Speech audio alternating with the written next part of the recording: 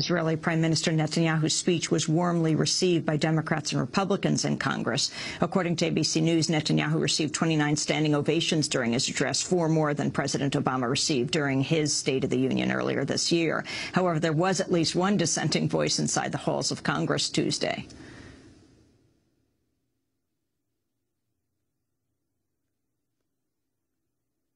Yet, as we share their hopes,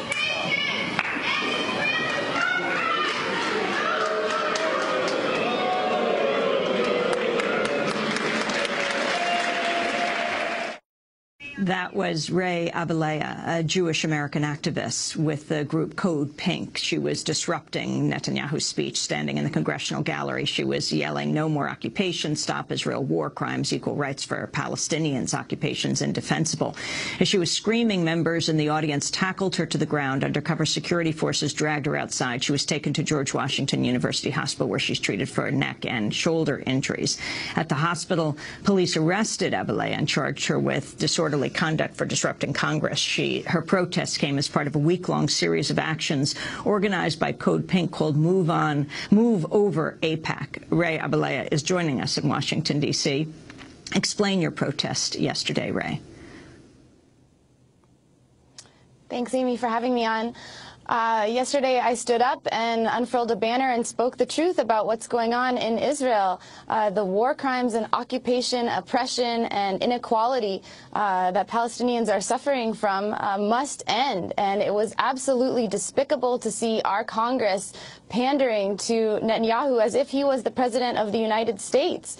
And I think after seeing this speech, every American should be outraged, and the progressive community needs to rise up and take courage and take action for justice, democracy, freedom, and equality in the Middle East as well as here at home.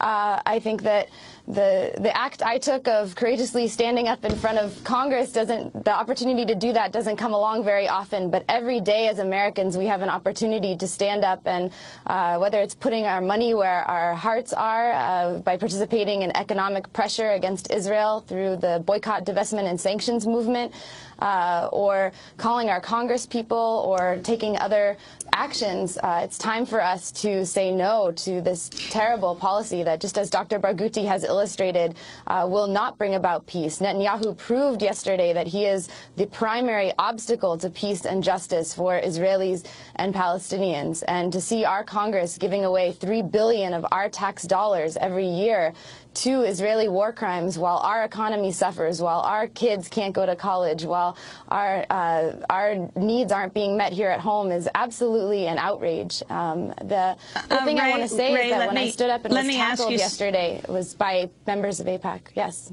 What were you just saying? You were tackled by members of AIPAC? I just wanted to say that the people that were sitting around me in the gallery of Congress yesterday were mostly wearing badges from the AIPAC Israel Lobby Conference, and I did not expect that people holding such power and representing such a huge lobby group would respond so violently to my peaceful disruption. And after I spoke out, Netanyahu said, you know, this is what's possible in a democracy, and you wouldn't be able to get away with this in other countries like Tunisia. And I think that is ridiculous and absurd. If this is what democracy looks like, that when you speak out for freedom and justice, you get tackled to the ground, you get physically violated and assaulted, and then you get hauled off to jail, that's not the kind of democracy that I think I want to live in. Haaretz newspaper in Israel identified you as a Jewish-American activist of Israeli descent. Is your family from Israel? My father's family is from Israel, yes. And what does it mean for you to speak out? Often in this country, the Jewish community is portrayed as monolithic when it comes to dealing with Israel policy and supporting the Israeli government. Your thoughts on that, and what does it mean for you to speak out with your family from Israel? I've been to Israel, the West Bank, and Gaza several times, and after witnessing the destruction, the Jewish-only roads, the wall, the bombing of Gaza, and the inequality there, I feel like when I returned to the United States, I had no option but to speak out for justice. And I feel this tremendous responsibility as a Jewish American to speak out for justice and against these war crimes that are being committed in my name as a Jew, as a U.S. taxpayer. But it's not easy, for sure. There's a culture of silence and fear in the Jewish community around speaking out about this.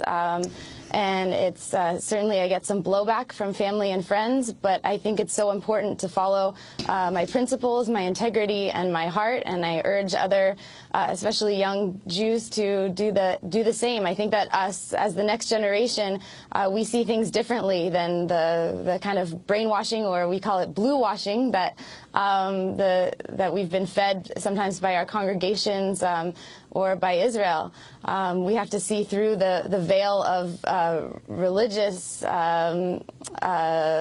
narrative to see that what Israel is doing is not in the best interest of Judaism either. And you were just asking Mr. Barghouti about the Jewish state. I think that what Israel is doing is completely out of line with Jewish values. The value of tikkun olam, of repairing and healing the world, is totally absent from the Netanyahu administration. So we have to reclaim those values and say that it's not in the best interest of any faith. I want to thank you for being with us, Ray Abelaya, peace activist with the group Code Pink, who was tackled yesterday as she shouted out during Prime Minister Netanyahu's address to a joint session of Congress. This is Democracy Now!